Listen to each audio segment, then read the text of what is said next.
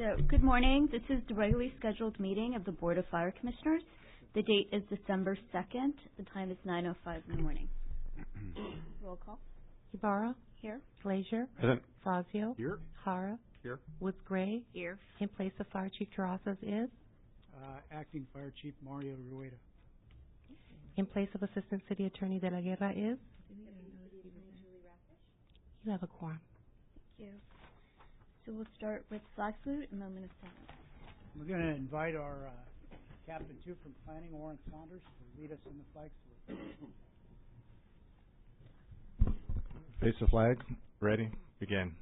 I pledge allegiance to the flag of the United States of America and to the republic for which it stands, one nation, under God, indivisible, with liberty and justice for all.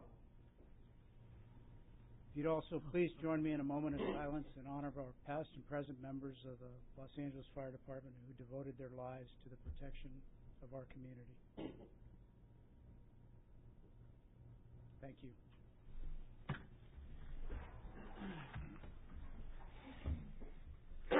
So first item is Commissioner comments.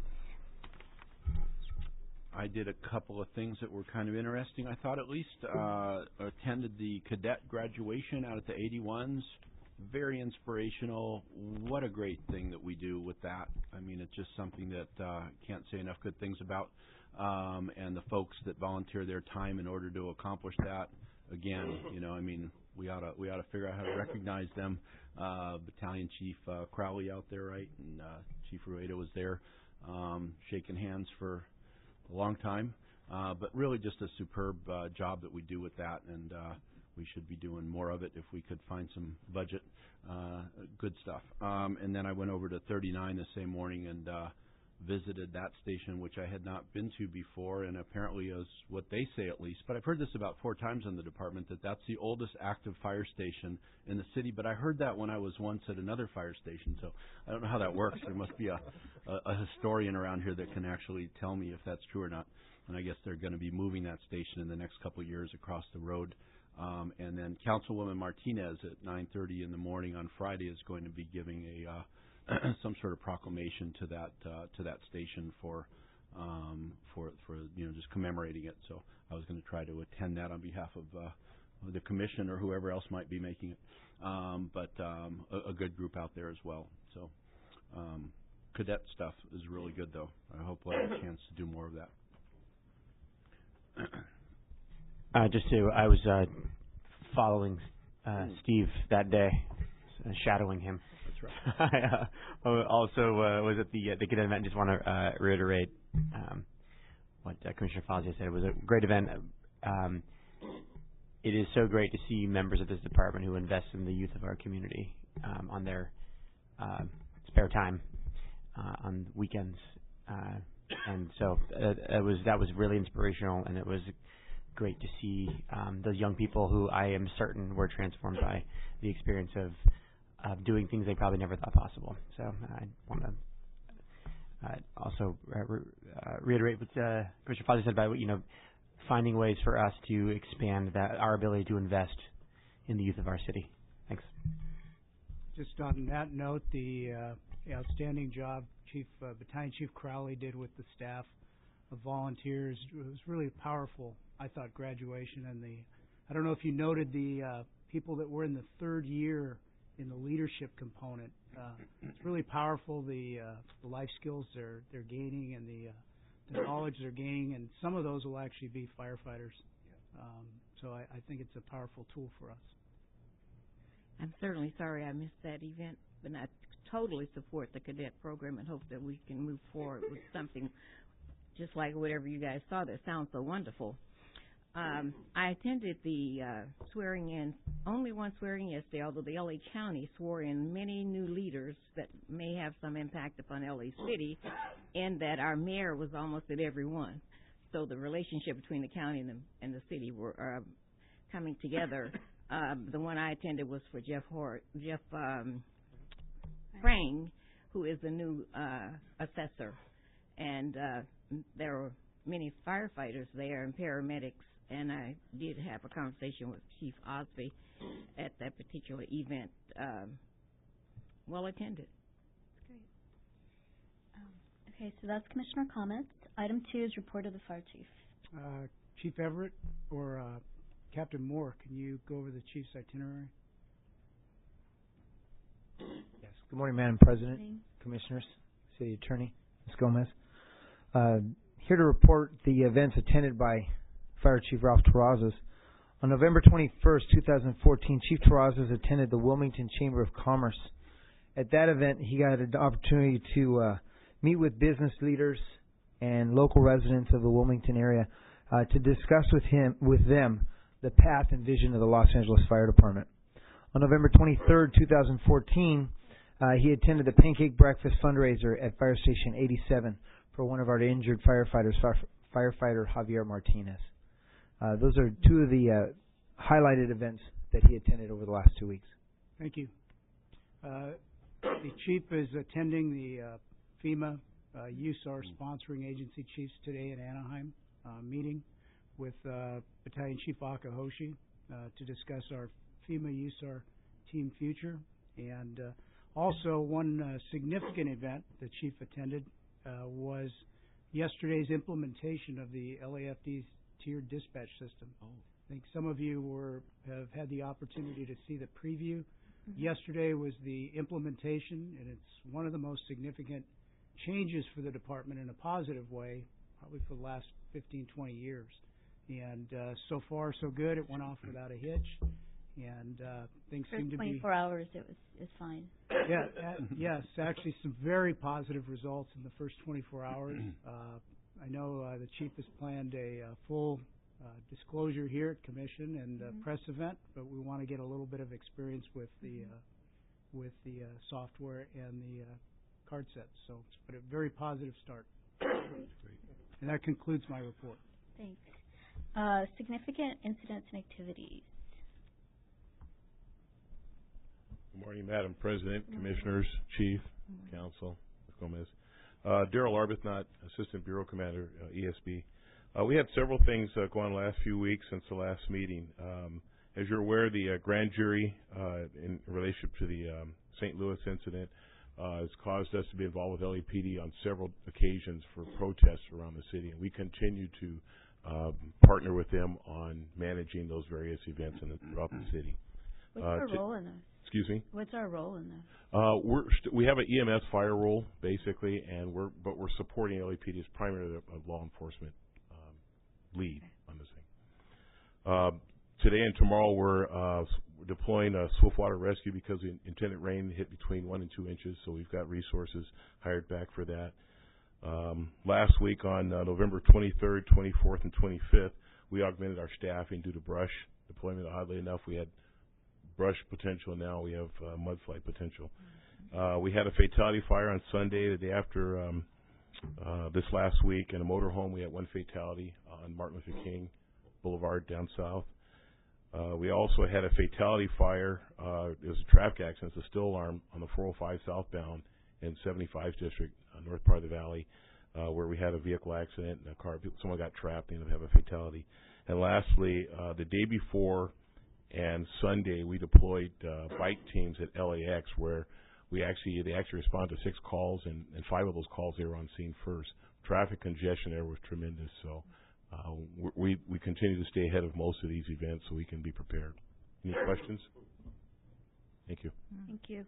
One of the things that partnering with the LAPD pre-event and during the event really reduces our reaction time to either injuries or incipient fires that tend to really incite the groups. So by partnering with them closely, we have escorts arranged for the fire trucks in case they have to go into those areas.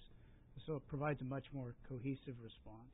Okay, thanks. Do we have a verbal report by the medical director? Battalion Chief Elder is giving that report today. Thank you. Good morning, Commissioners, Chief, Morning. Counselor, Good morning. and Ms. Gomez. My name is Jeff Elder. I'm Battalion Chief assigned to the EMS Division. I serve as Paramedic Coordinator. I wanted to specifically talk about today the bike team deployments initially mentioned by Chief Arbuthnot.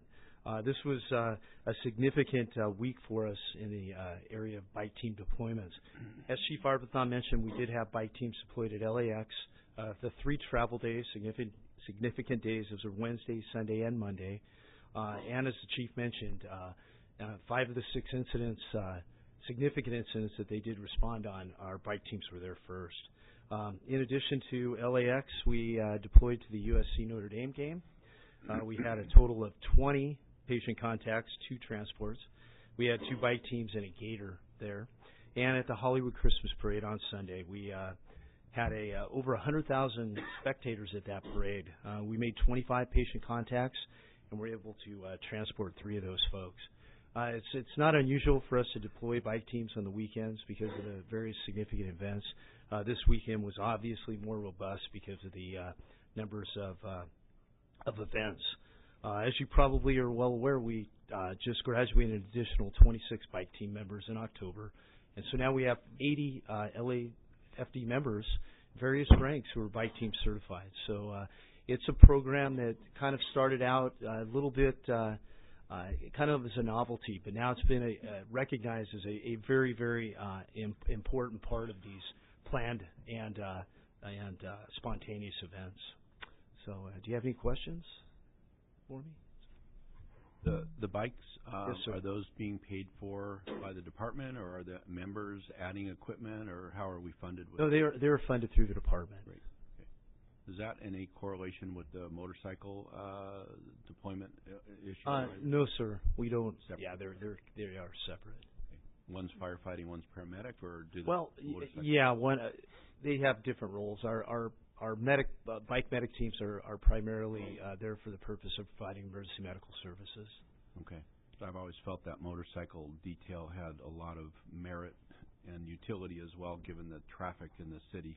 I don't know where those fall. So we're not talking about motorbikes? No, we're talking about bicycles. Oh, wow. Yeah, it's bicycles.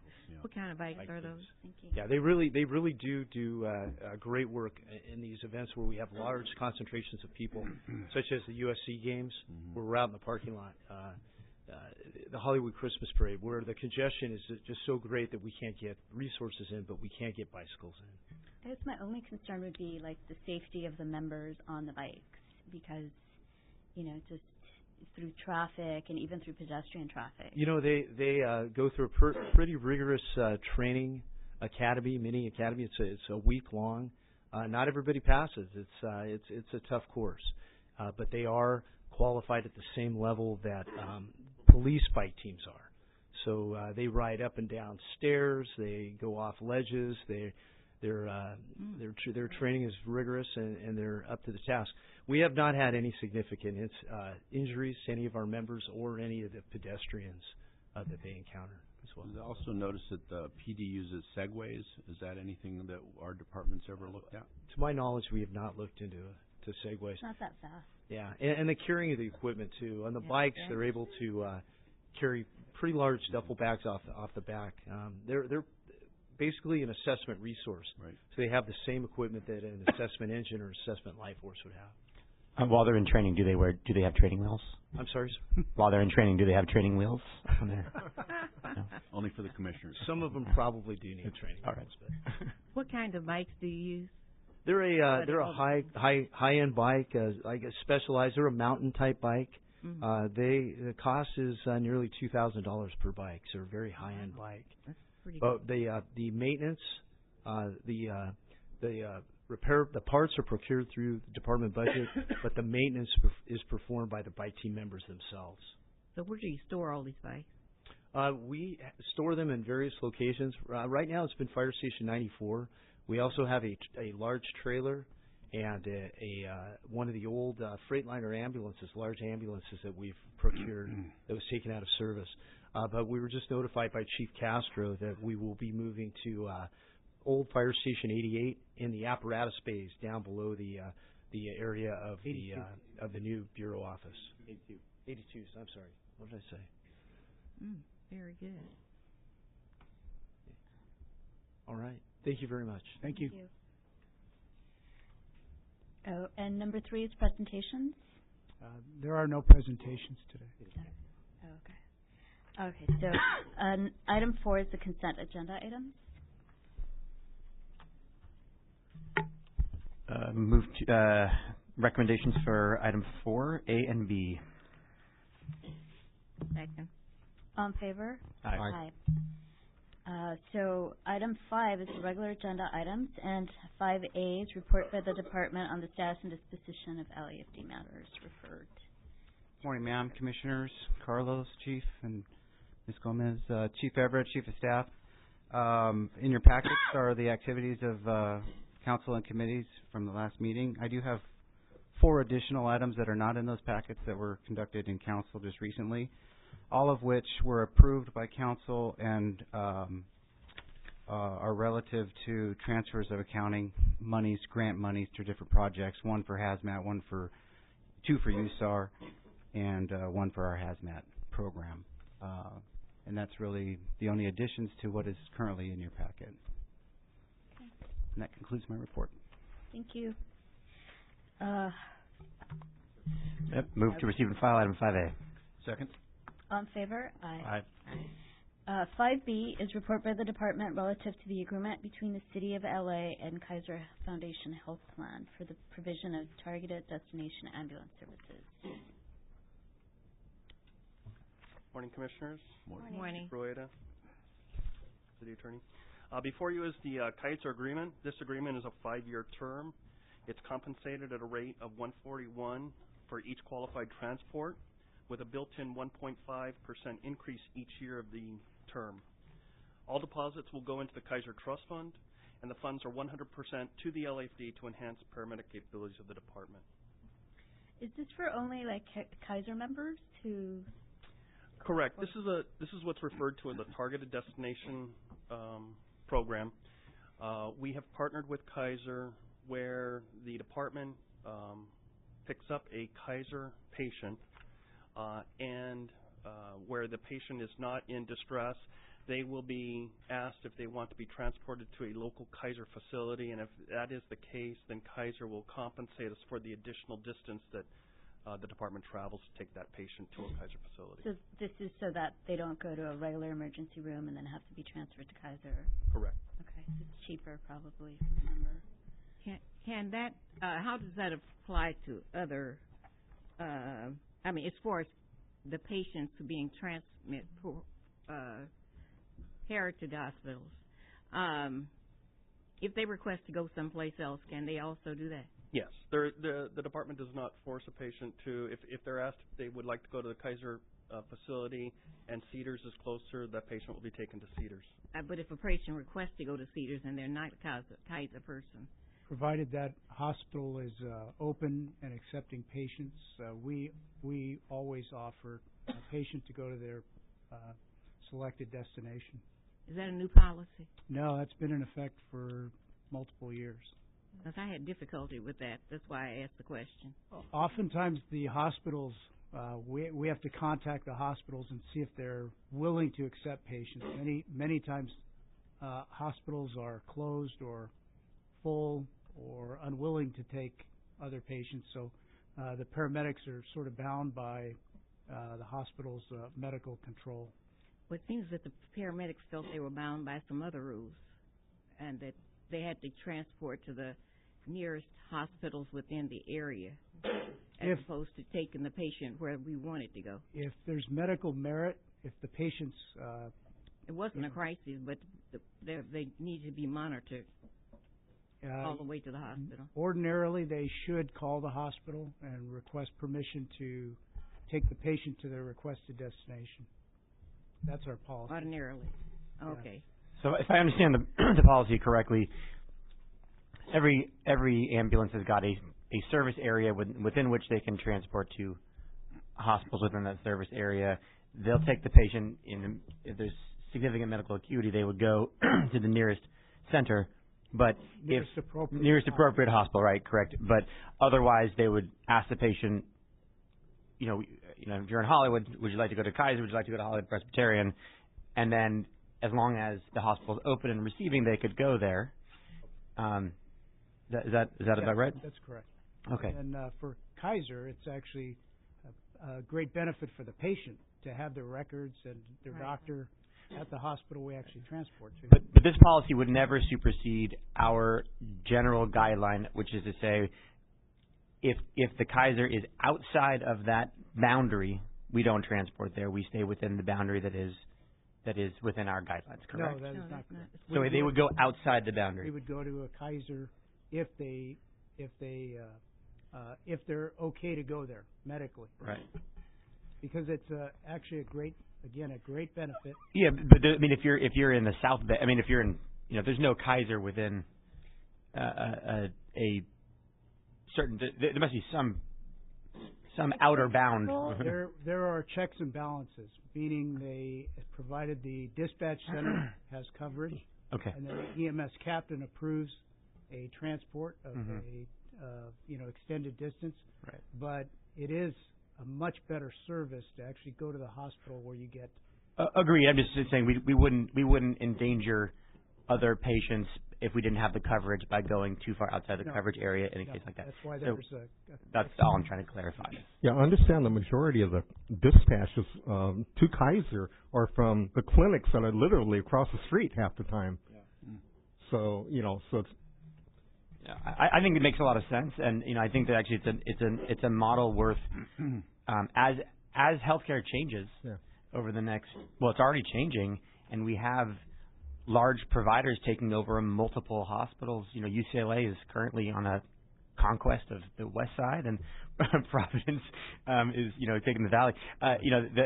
These are things we should be thinking about as long as they don't have any impact on our regular service, because it's, as you point out, it's a benefit to the patient to not have to have another transport and be with their doctor. Yeah, I understand. With 4 decades of experience at Kaiser Los Angeles, it's Kaiser Sunset, if you will, I could tell you a lot of times Cedars-Sinai is closed. Hollywood Press is closed for patients who don't have Kaiser coverage who wind up in our emergency room. Yeah. And so I think it's something worth continuing to look at and thinking about how this could apply to us. I don't know, I'm looking at you. Sorry, thinking about how this could apply to us as there are continuing consolidations within the healthcare, within insurance. Do we have these agreements with other providers? No, Kaiser is the only one? major insurance that runs a hospital. Right. Also. Oh, I see. I think so. We don't have agreements with individual hospitals for no, because then that's right. I think it's a good idea, and I think it's beneficial to Kaiser as well as to the Kaiser patients, as long as Commissioner Glazer said that the other areas are not left lacking of ambulances to transport. I would be very interested in seeing the written policy on other transport of other patients to other hospitals. I particularly right now, although I've had this experience before, I have a concern because my mother is in the hospital, and I made a statement that she's to be transported to Cedars. So I just, I've had this problem, but I'm hoping I'm not going to have this problem now. Because if she has an emergency, she has to go to Cedars. That's where all of her papers are.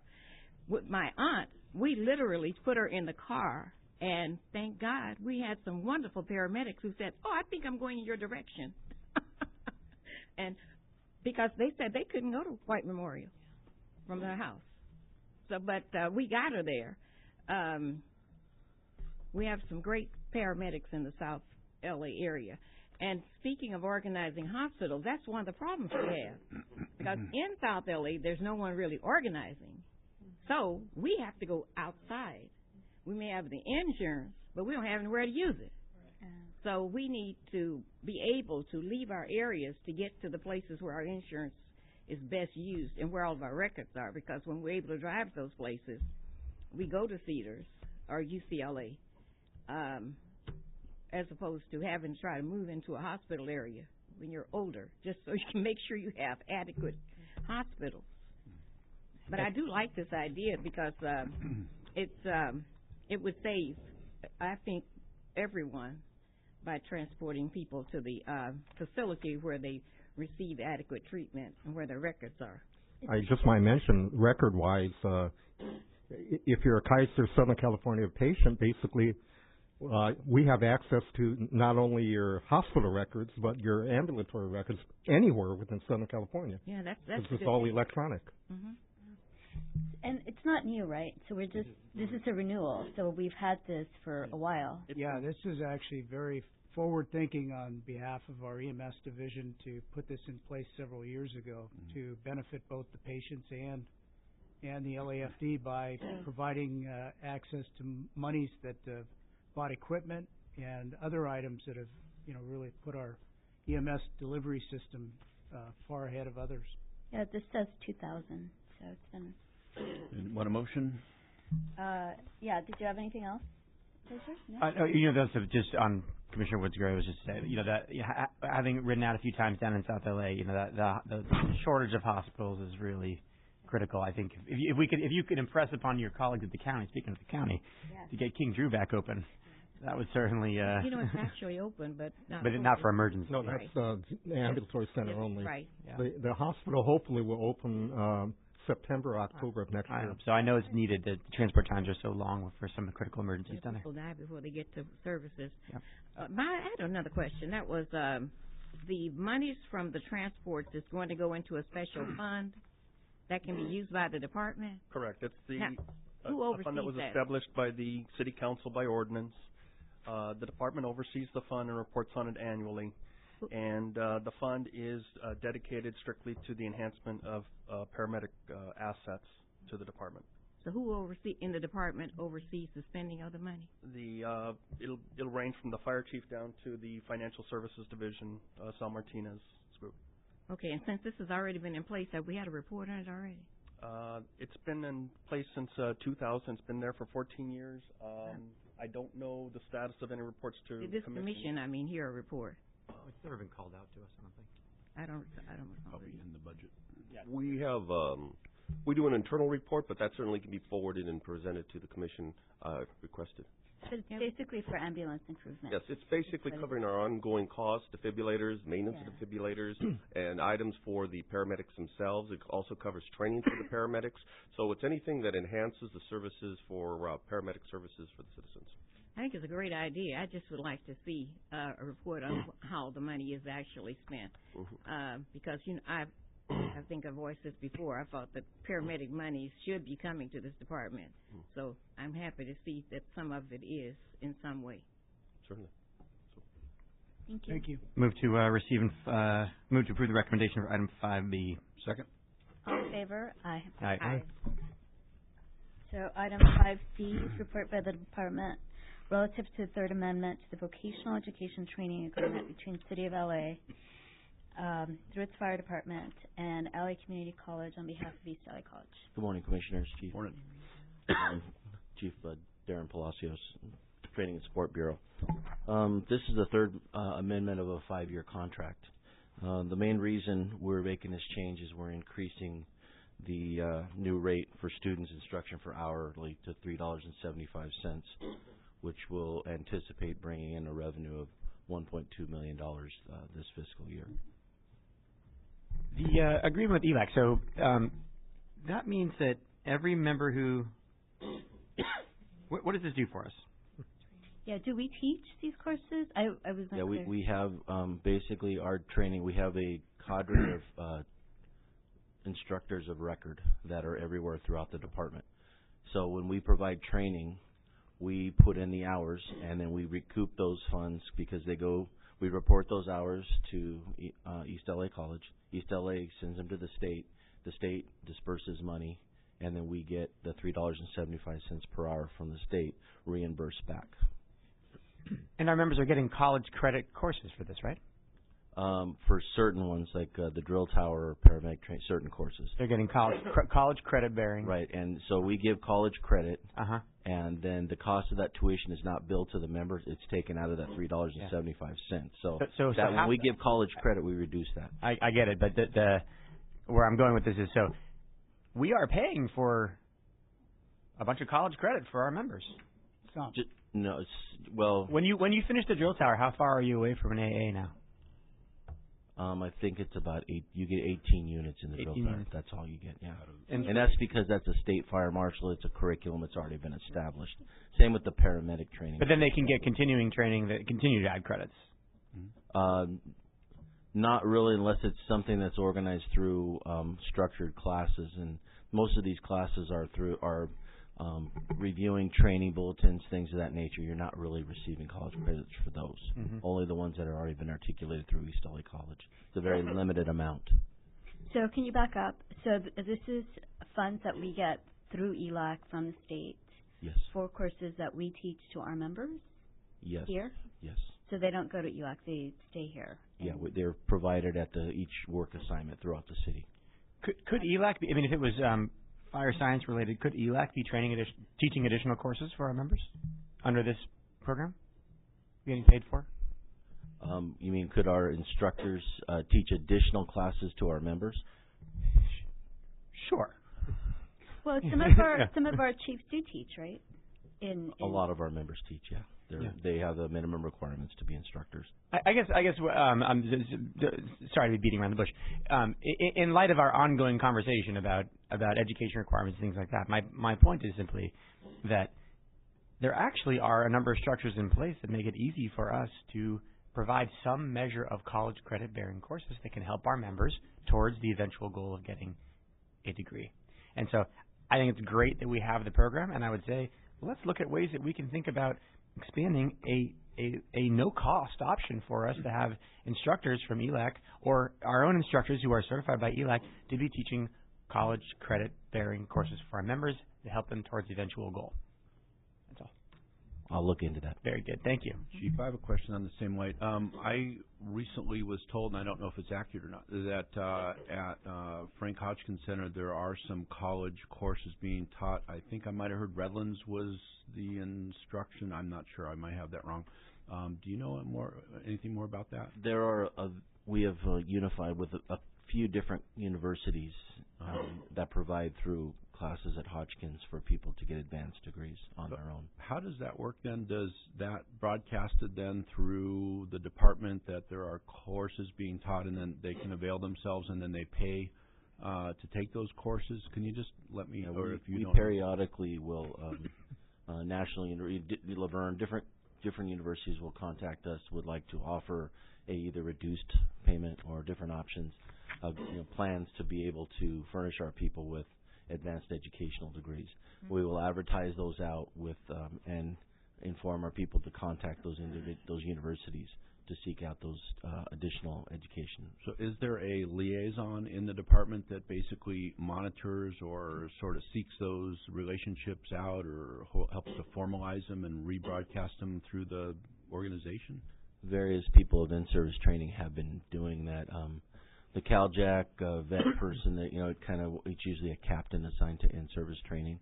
We used to have a I guess you would say a career development position, but it was eliminated in the budget many years ago.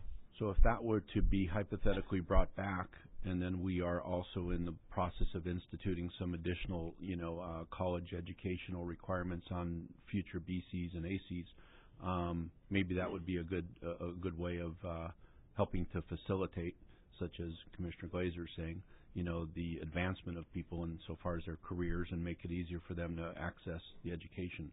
Yes, we are looking into all of that for professional development and coming back with a plan eventually. I would think that the electeds in the city, given sort of the tenor of the dialogues that have taken place that I've been personally involved in, that they would be very supportive of that. I mean, I don't know that. I can't speak for that. I'm not an elected official, but it would seem like if that was a position that, would help further our department's development, maybe that would be a carve out of a budget. I don't know if someone here has more info on that. I think that's worth investigating. I don't know what the right way of doing that is. So, but, maybe today our in-service training has done a very good job of outreach to various universities to provide, both options for online and options for actual attendance.